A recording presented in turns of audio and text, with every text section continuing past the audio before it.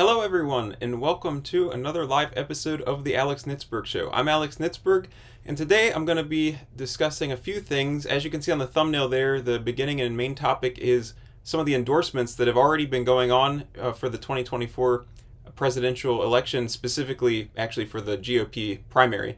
And also, the astronauts that are going to be going on a mission around the moon, an Artemis 2 mission, have been announced. So I'll talk a little bit about that at the end. Also, I'm going to talk about, what is the other stuff I was going to talk about? Oh, some other stuff related to the Wisconsin Supreme Court election that just happened this week and Trump's response to that. So thank you very much for joining me. If you're enjoying these episodes, which I've been doing live episodes on Saturdays at 3:30, please give it a thumbs up. And also you can check out the other videos that I put out during the week sometimes. Earlier this week, I believe on Sunday actually, I put out one about former Arkansas Governor Asa Hutchinson announcing that he's running for president. And then also just put one out a few days ago about GOP Representative Thomas Massie of Kentucky endorsing Ron DeSantis for president, which is where I'm going to start today. So let me switch my camera over. So you guys may have seen that news. Thomas Massie, he's a Republican congressman from Kentucky. He went ahead and endorsed Florida Governor Ron DeSantis for president. Now, DeSantis hasn't actually announced that he's running. I think he probably will. Pretty much political watchers are widely expecting him to announce that he will run. But he put out this statement. Well, actually, the Never Back Down PAC, I think, put out the statement. But anyway, here's his statement. He said, right here you can see, he said, "If we make the right choices, America's best days are in front of us. Let's pick a proven, energetic leader who can get us there. Let's choose Ron DeSantis for president." Now, Massie is not the only person. Oh, wait, before I get on that, let me show you some clips. He was on with Eric Bolling on Newsmax, and here's some of what he had to say. He's in a tough situation right now. He's not in the race, but he's being attacked. So I thought I would come out and vouch for him. I've seen him call him a rhino and establishment, and I just have to laugh because he and I were elected in 2012, the same year, to Congress, and I served with him for 6 years, and we fought the establishment together the whole time he was there. Wasn't he? And let me show you. Oh, actually, let me let that go. And correct me if I'm wrong. Wasn't he one of the original Freedom Caucus members? Yeah, he was a founding member of the Freedom Caucus, and all right, let me show you this other clip from the same segment. You know, I like Trump. I still like him. He took a shot at draining the swamp, but frankly, he surrounded himself. He trusted too many bad people who didn't have his interests or America's interests at heart. I think we need somebody like Ron DeSantis. So he's not the only person that's endorsed DeSantis so far. Last month, GOP Representative Chip Roy of Texas endorsed DeSantis as well. And I've talked about that before. You can see here in the statement, let me zoom in. He's got a lot there, but it basically concludes with it's time for Ron DeSantis to be president of the United States. But on the other hand, we have Republican Representative Byron Donalds of Florida, which interestingly, everybody, well, I shouldn't say everybody, but people generally expect that Ron DeSantis is going to announce a presidential run. But a number of Florida Congress members have already backed Trump. So Byron Donalds of Florida announced that he was endorsing Trump. And he put out this statement, and here it says at the bottom, "There's only one leader at this time in our nation's history who can seize this moment and deliver what we need to get us back on track, provide strength and resolve, and make America great again. That is why I'm honored to endorse President Donald J. Trump for president in 2024, and I ask my fellow Americans to join me today." So, he's not the only one, though. Matt Gaetz, also from Florida, notably, he, during a Trump rally, actually came out and said that DeSantis and Ted Cruz, a Republican senator from Texas, he said that the two of them should endorse Trump. So here's a clip of that.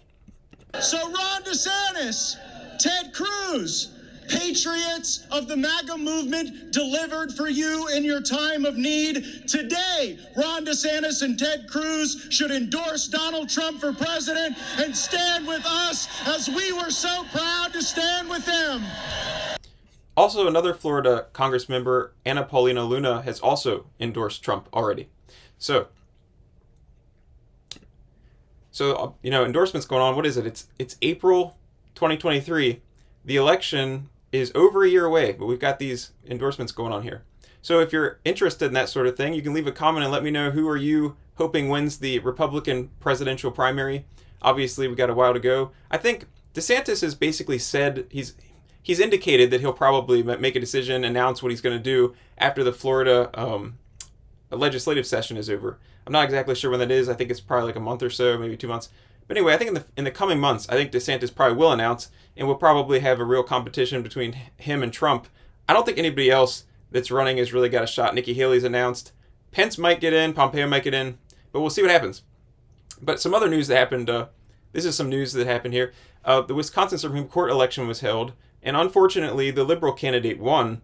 You can see here, Janet Protasewicz, she defeated Daniel Kelly, who was the more conservative candidate between the two. But guess who Protasewicz was backed by? Hillary Clinton. Also, Eric Holder. Also, Planned Parenthood. This Planned Parenthood Advocates of Wisconsin endorsed her. And also, so I mean, that pretty much... Oh, and I think I turned off. There was an AP story that mentioned that the, I believe it was the Wisconsin Democratic Party, had donated $8 million, or maybe it said more than $8 million, to Protasewicz. So that gives you an idea of who Wisconsin just selected to be on their Supreme Court. That's not a great situation for them.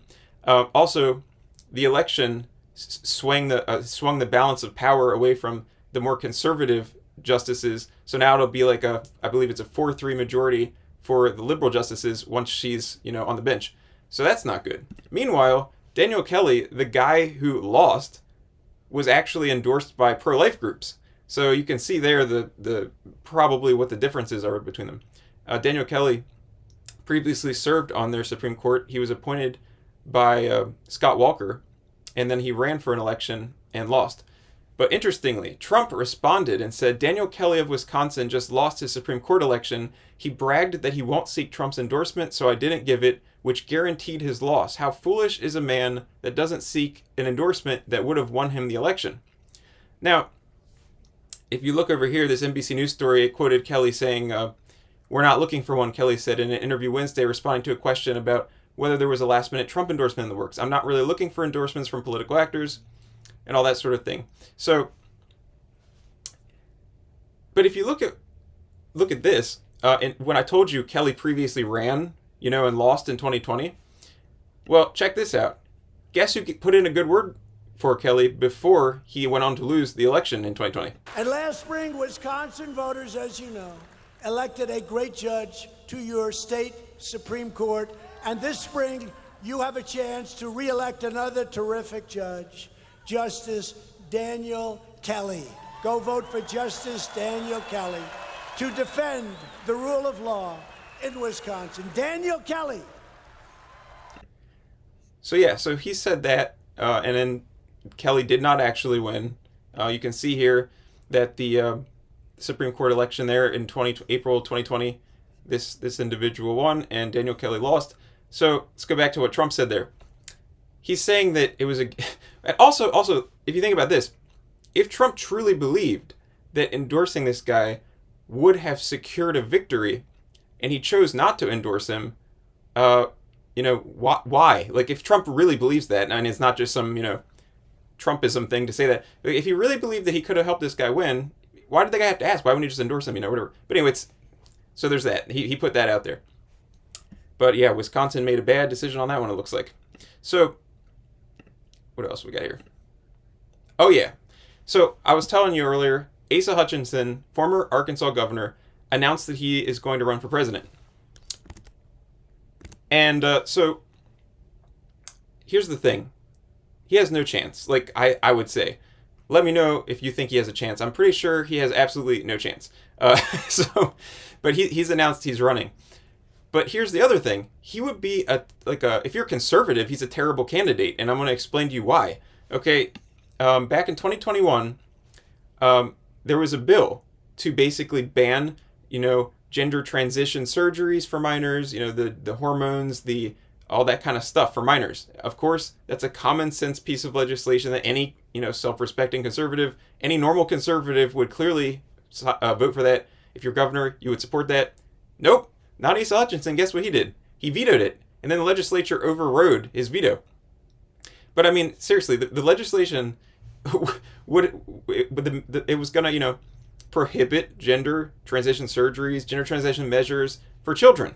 Like, duh, that's like a no-brainer. If you're conservative, you should support that. But let me show you this clip of him explaining himself here. This is in 2021. House Bill 1570 is opposed by the leading Arkansas medical associations, and the concern expressed is that denying best medical care to transgender youth can lead to significant harm to the young person, from suicidal tendencies and social isolation to increased drug use. In Arkansas, gender reassignment surgery is not performed on anyone under age 18. If House Bill 1570 simply prohibited gender reassignment surgeries, then I would sign the bill. But the bill is overbroad, extreme, and does not grandfather those young people who are currently under hormone treatment. In other words, the young people who are currently under a doctor's care will be without treatment when this law goes into effect. That means they will be looking to the black market or go out of state, if they can afford it, to find the treatment that they want and need. This is not the right path to put them on. Finally, I understand that. So there you go. Just in case anybody who ever watches this was ever thinking about voting for Asa Hutchinson in the GOP primary, you might want to think again, because he vetoed a bill to, ban gender transition surgeries and hormones and all that stuff for minors. So that is not someone who you want to support if you're conservative. I don't think anybody would want to support him anyway. I mean, I think between Trump and DeSantis, that's probably who most people are going to go for. But just FYI, because I talked about Hutchinson announcing, but I didn't include that in my original video, so I wanted to point that out. All right, so Robert F. Kennedy Jr. has filed with the Federal Elections Commission, with FEC, to run for president as a Democrat. So that adds to Marianne Williamson, who's already announced that she's going to run on the Democratic side. Now, Biden has basically said that he intends to run. Everybody expects him to run, but he hasn't actually made like a formal announcement. But Robert F. Kennedy Jr., who's he's a nephew of President John F. Kennedy. He's put out this thing, said he filed with FEC. He'll announce his candidacy for president on April 19th in Boston. So, I don't think he'll have any chance of beating Biden if Biden runs, but he's somebody else who's entering, so I thought I would mention that. All right, and then one final topic, and if anybody has any comments or anything, go ahead and drop them in there, and I'll get to those at the end. Also, please give me a thumbs up if you're enjoying this video. But I got one more topic before we are done today, and that is that they've announced that these 4 astronauts are going to be the 4 astronauts who go on the this Artemis 2 mission to the moon. Now, they're not going to actually land on the moon. They're just kind of going like around the moon and coming back. It's like a precursor to eventually going back to the moon. It's going to be the first moon mission since Apollo 17 in 1972. So think about that. That's a long time. That's over 50 years. The Apollo 17 mission, they actually landed on the moon. This one's not going to do that, but they're working their way back towards it. There's 3 Americans and 1 Canadian who are going to be on this mission. Interestingly, the 3 Americans have already been to space before, but the Canadian has never actually been to space yet. So that'll be it'll be his first time in space. So that's exciting. I really like space exploration and NASA and all that stuff. I've always loved. I thought aviation was really cool since I was a kid. I mean, technically, as a fiscal conservative, I have to say it does kind of seem like this sort of thing is probably. You could argue that it's a waste of money. Like if somebody came up to me and said, "Hey, I'll cut your taxes if we don't do this moon mission," a lot of people would probably go for that. But it's exciting and I like it. And hey, we're wasting money on a lot of stuff, so if we're going to spend a lot of money, at least this is something cool. So this is exciting. And here's stuff about Apollo 17. But yeah, so anyway, we're eventually getting back to the moon. That's cool. And then eventually they'll be sending people to Mars, hopefully. So that'll be very exciting. I hope that happens during my lifetime. I hope at some point that the space exploration tours become cheap enough that maybe I could afford one, because I would love to go into space someday. And if there are any fighter pilots watching this video, I've always wanted to be up in a fighter jet, so please take me on a ride. All right, thank you all for watching this episode of the Alex Nitzberg Show. If you enjoyed the show, please subscribe to my channel on both YouTube and Rumble and give it a thumbs up. And also, if you want to, you can ping the little notification thing there and get notified and stuff. I do the live streams on Saturdays at 3:30, and I also sometimes put out other videos as well. But thank you all for watching. Have a great... Oh, and I didn't say Happy Easter. Happy Easter. Enjoy your Easter, and I'll see you next week on Saturday at 3:30. Also, check back. I might have another video before then on the regular video section. Oh, And I should check and make sure I don't have any comments. Let me see over here before I start. I do. Aha. Well, Monica McAllister said hello. So, hello, Monica McAllister. And goodbye, everyone else. I'm gonna sign off. So, happy Easter. Bye-bye.